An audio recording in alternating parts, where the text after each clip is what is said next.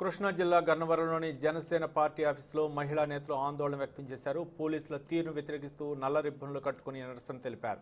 పవన్ కళ్యాణ్ నాయకత్వం జిందాబాద్, YCP down down అంటూ పెద్ద ఎత్తున నినాదాలు చేశారు. విశాఖపట్నంలో పవన్ కళ్యాణ్ పర్యటనకు అడుగడుగునా అడ్డు తగులుతున్నారని మండిపడ్డారు. ఈ కార్యక్రమంలో జనసేన నాయకులు, కార్యకర్తలు పెద్ద ఎత్తున పాల్గొన్నారు.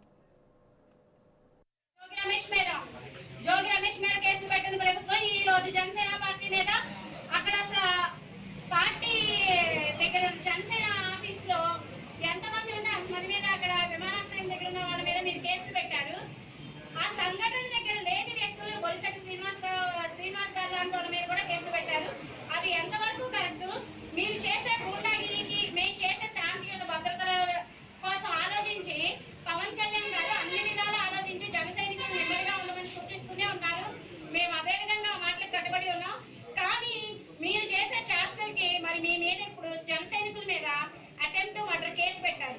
మరి మీ జోగి రమేష్ మంత్రిగా ఉన్న మీ మీద ఏ కేసు పెట్టాలి?